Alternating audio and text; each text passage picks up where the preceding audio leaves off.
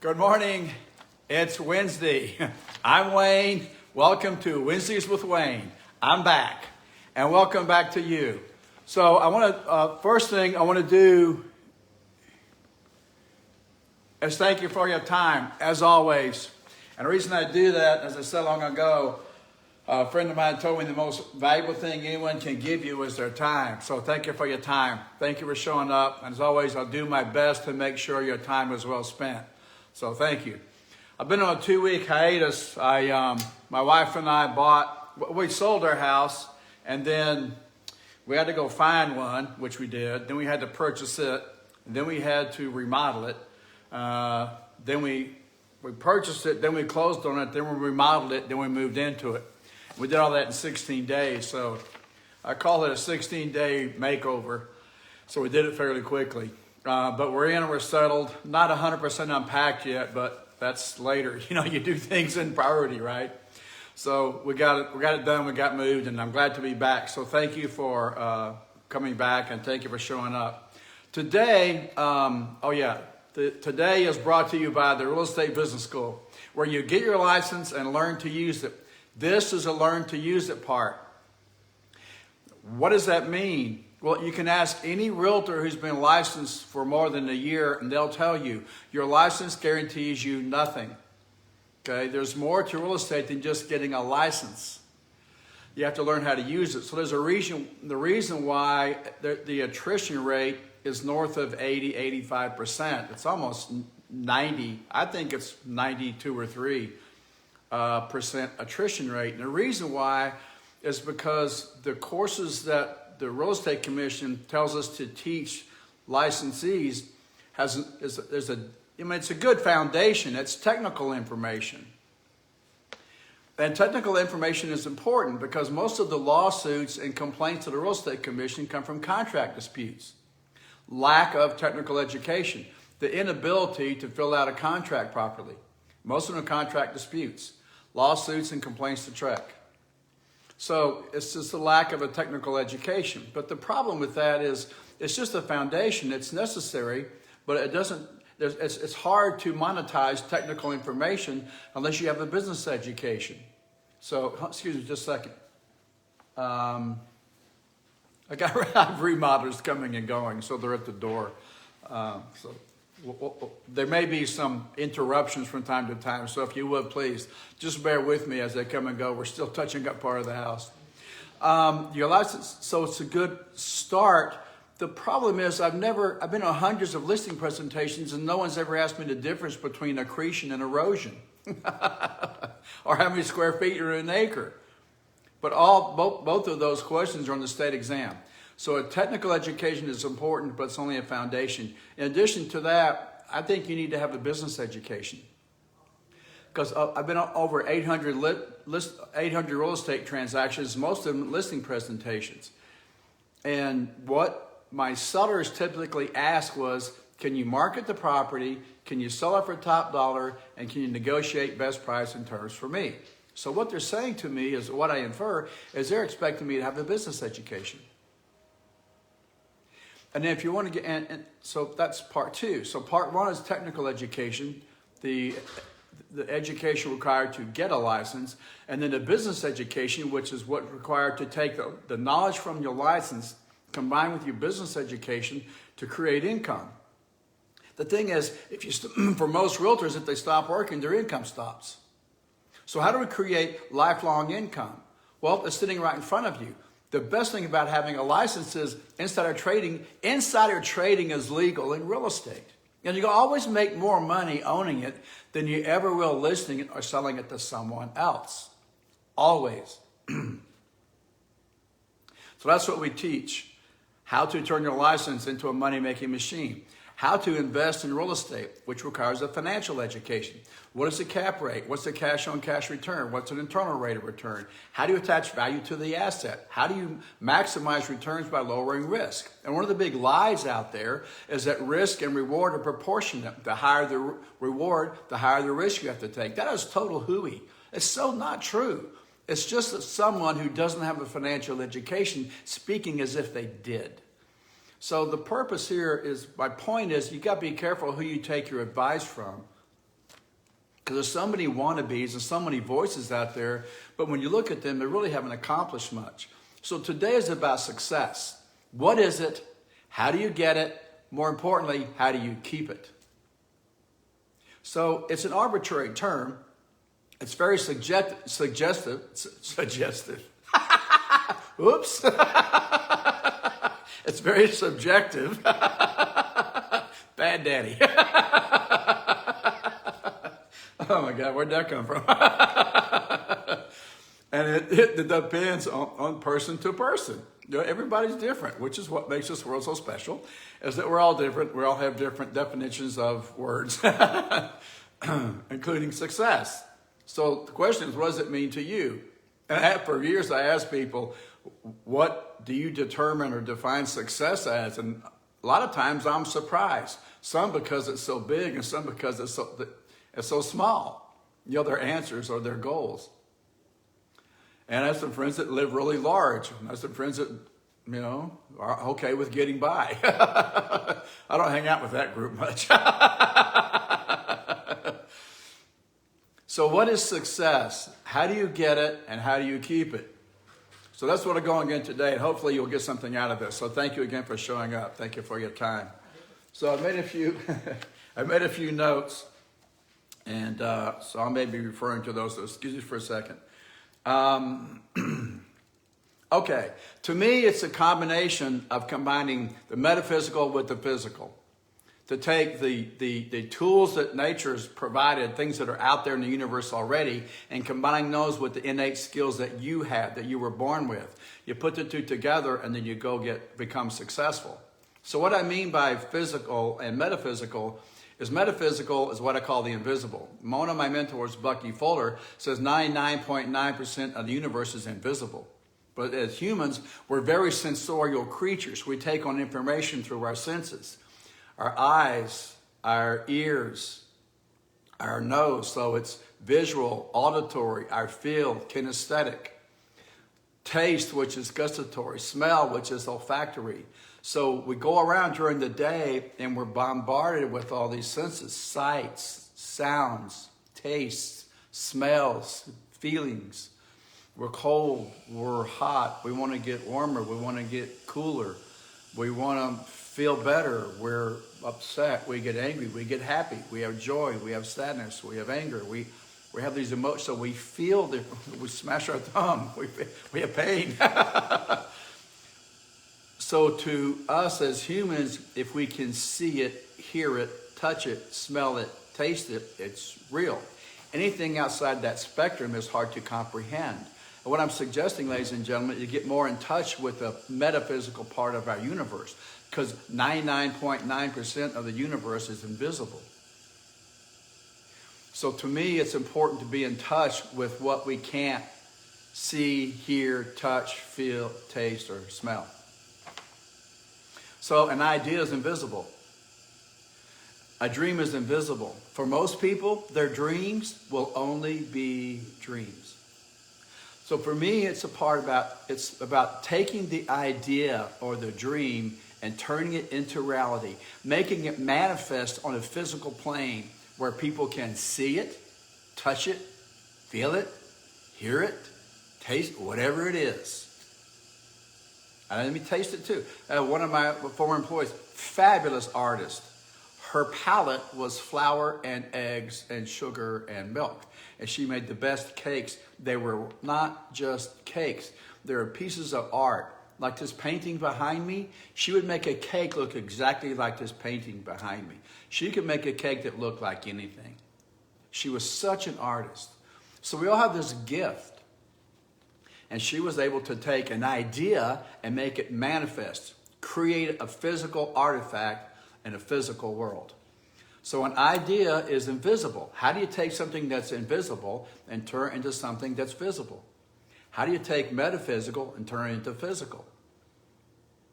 Okay? So that's the first thing. Everything begins with an idea. Okay? Everything you see. What you're watching right now, a couple hours ago, was just an idea. The phone you're watching it on, the device, was just an idea. Everything around you was once someone's idea. The chair you're sitting in, The house or the building, the place you're dwelling was once an idea. Whether it's an apartment, a townhouse, a condo, a home, doesn't matter. That was once an idea. Now you're sitting there. And all the things you have and all the things we use were once someone's idea. So how do you take an idea and turn it into a real physical artifact? And to me, that's what success is all about. It's having an idea. And I don't know if most of you have had million or multi-million dollar ideas. I know a lot of people have ideas that turn into million or multi-million dollar products. The problem is it wasn't them that developed it. Someone else had the idea too. So we live in a universe where we have this hologram, right? So if you have the idea, chances are probably good that someone else is having it too. So the point there is move quickly. Because you'll see that idea manifest somewhere on a store shelf. So everything began with an idea. You were once an idea. So we start with an idea and then we go manifest it. So after the idea, to me, it's about creating it. And so number one is primary relationship. When you can get with someone else and have a partner and you get together, and you have two people that become one, you co-create. And the highest form of evolution is when you have two people together and you co-create things out of nothing. So that's number one, primary relationship. Number two is setting goals. Okay, I know it's a pain in the neck. There's a lot of talk about it. I don't enjoy the process that much myself, but I get a lot of value out of setting goals. And one thing few things I've learned about setting goals. One is I've got to do it. The reason why is, the main thing is it gives structure to my day. Secondly, it tells me the difference between an opportunity and a distraction. And if you're busy out there and you're a business person, especially in real estate, and you're doing a lot of deals, then you're going to have a lot of opportunities come across your plate. Right? Of course. So if you don't have a goal, a distraction will look like an opportunity. Next thing you know, you're out there twisting in the wind, being blown about by this idea and this thing and that thing and this thought and that person. And you're all over the map. So it keeps me focused. It gives my day structure. It tells me the difference between an opportunity and a distraction. See, my goal is to stay married. So when I see a young girl, I go, no, that's major distraction. No. That's not an opportunity. That is a big time distraction. So to keep myself from acting on my impulses, I went around and took a picture of everything I own. Every time I see one, I get that feeling, I just pull it out. I look at her, I look at it, I tear it in half. I go, that's what's going to happen. It's a joke. Kind of. So goals are, to me, extremely important, but they've got to be specific. I had a friend of mine, his goal was to get married, so he keeps getting married. I thought, you should change your goal to stay married. No, this is true. For sure. This is a guy. I know him. He keeps getting married. He marries the same woman over and over. He trots her out, this is the new one. It's the same person. No, it's not. Well, she's got a different name, but it's the same woman. You know what I'm talking about, right? You've got one of those in your circle. Anyway. So that's it. It's got to be clear. I met a guy he wanted to build a house, so he built a house. He says, I'm successful. I built my house. The problem is the house leaked. Got a bad foundation. He couldn't sell it and hated living there. So to me, it's being clear on the goal. I want to build a house that doesn't leak, that lasts for decades, a solid foundation. I use quality products. It's on a hill that has a view that my friends and family will enjoy visiting, that will last for decades, that's well built, that's safe, secure, has a good roof, has a good foundation, has a nice floor plan, has room for my stuff. Are you with me? It's got to be clear, specific. When it's done, when you've achieved this level of success, whatever it is for you, what will you have?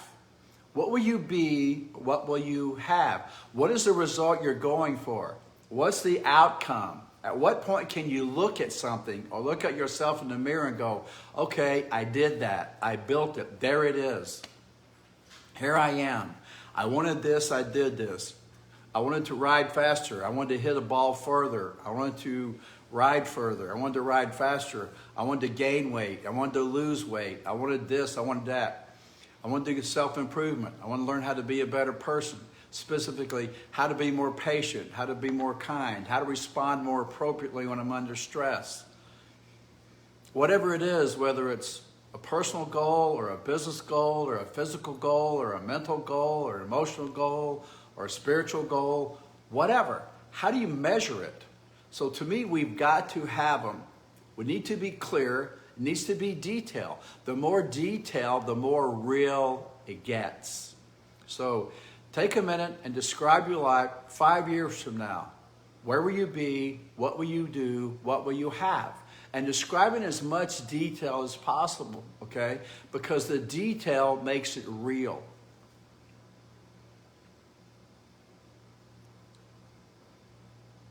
So that's number one, setting the goal.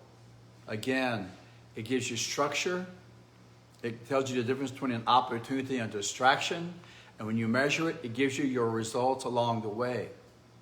So this is probably one of the hardest things that I do, but the payback is one of the biggest, is taking the time to sit down and set goals. Here we are, it's mid-November.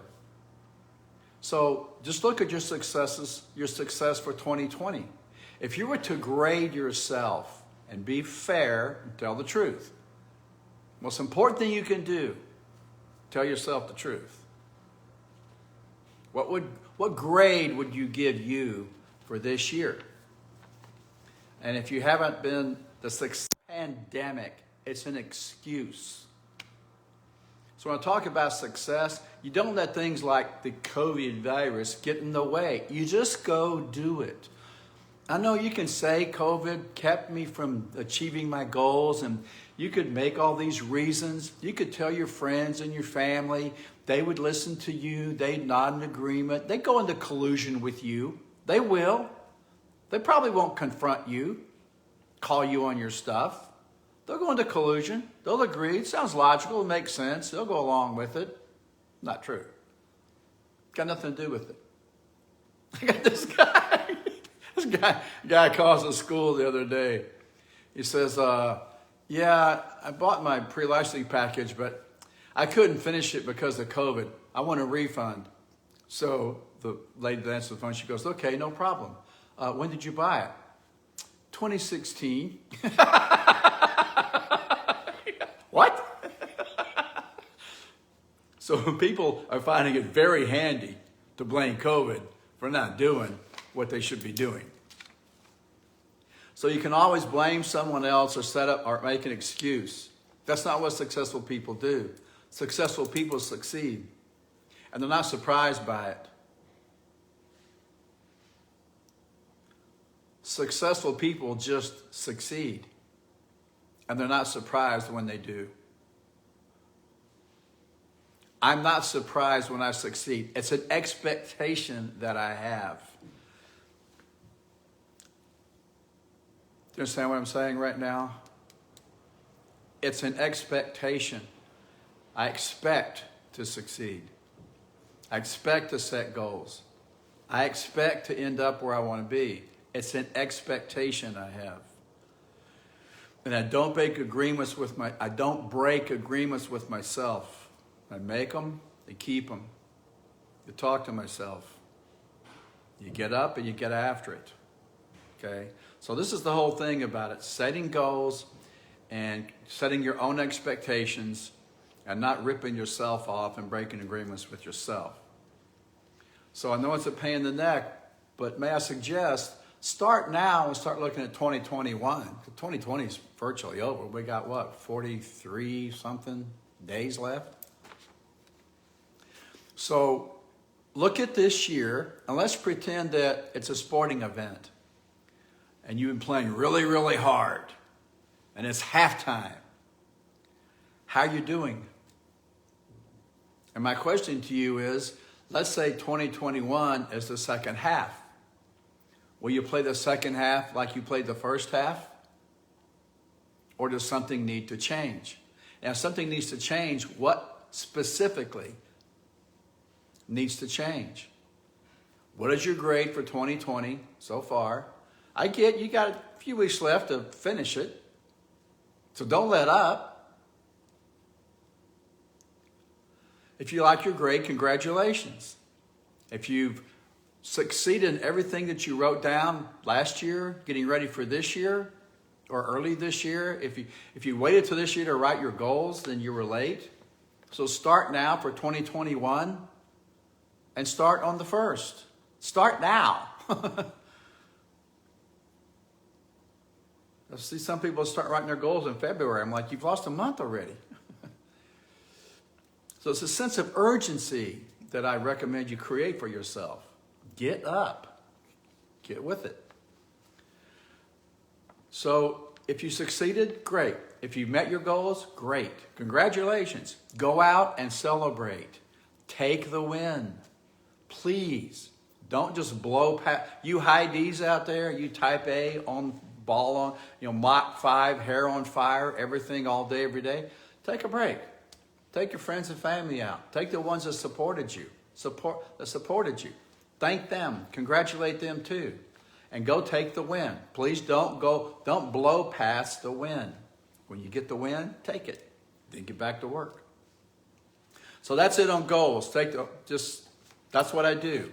I write them down, very clear, very detailed, measure them. This gives the day structure. What's the first thing I do? What's the second thing I do? What's the third thing I do? Typically, they're income-producing activities. I don't spend time on admin. It's the worst thing in the world you can do. The biggest waste of time is spending time and money on administrative tasks. Find an administrative assistant, put them on your payroll, pay them well, give them tasks, and let them support you. Okay, that's number one. Just remember, an idea. My wife, everything starts with an idea. You want to take this idea, which is invisible, and make it physical. Manifest it on the physical plane. Make it real in the universe. Be able to point to it and say, there it is. I built it. I did it. There it is.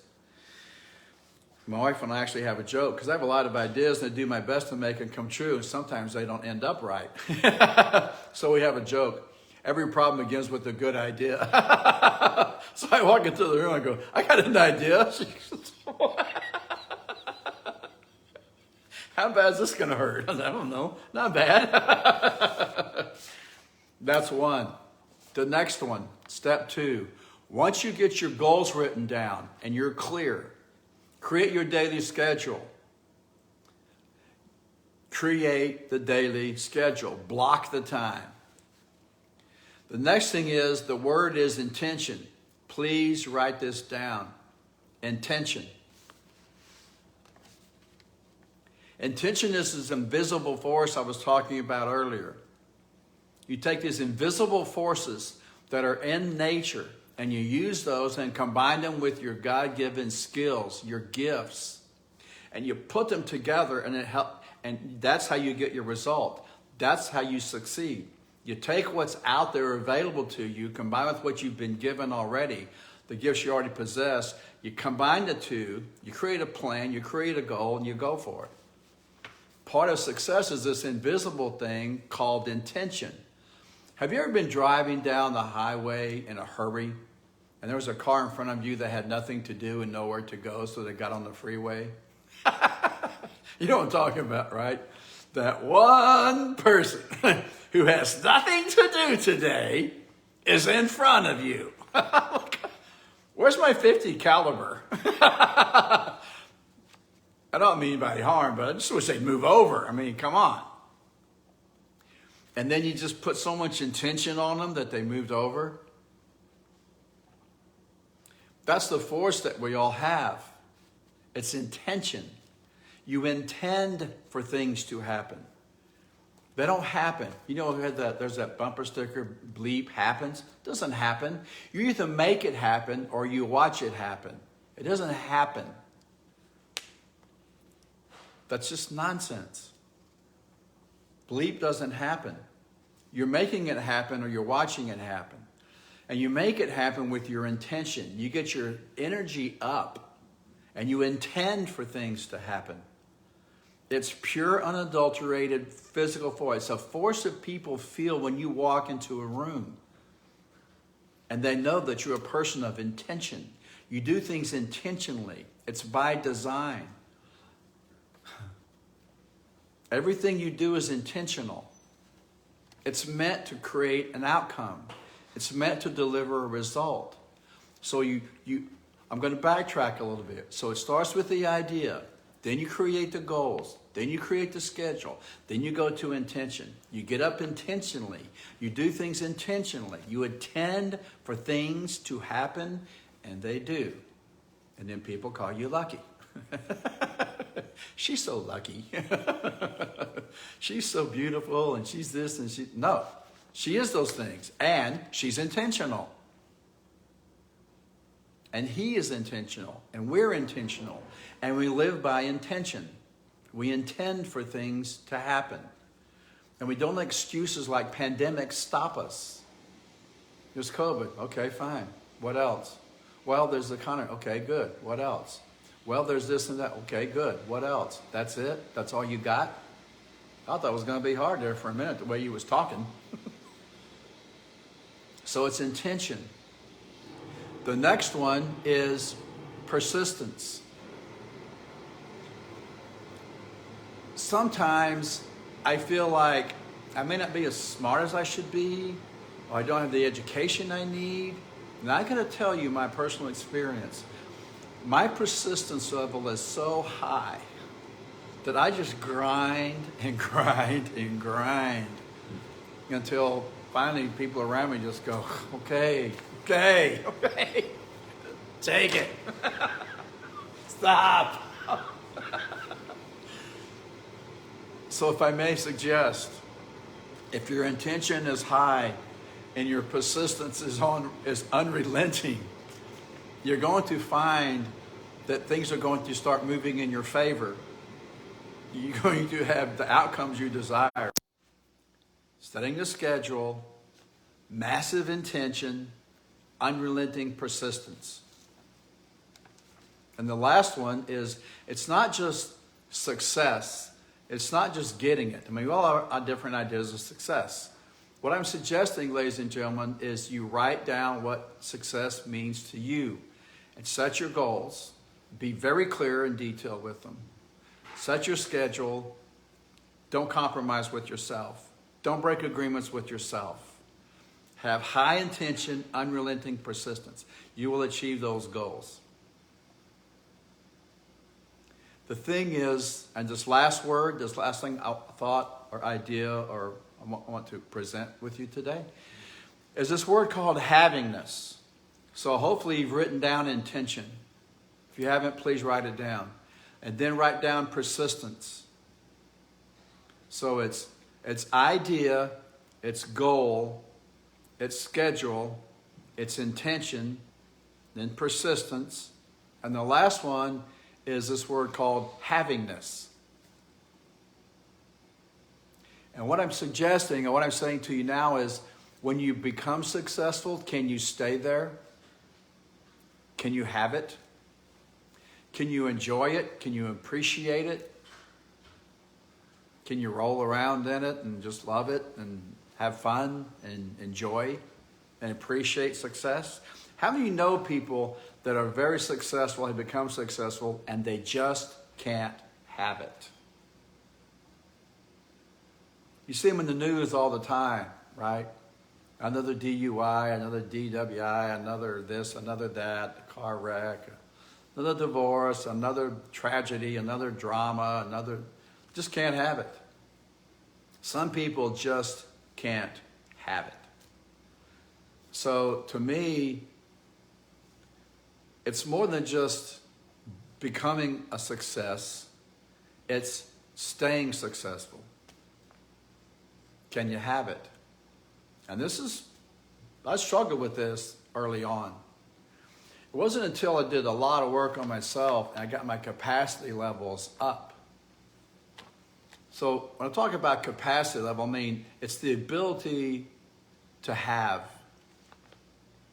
not just to do, to live bigger, to have more capacity, more mental capacity, more physical capacity, more spiritual capacity, more emotional capacity, more financial capacity.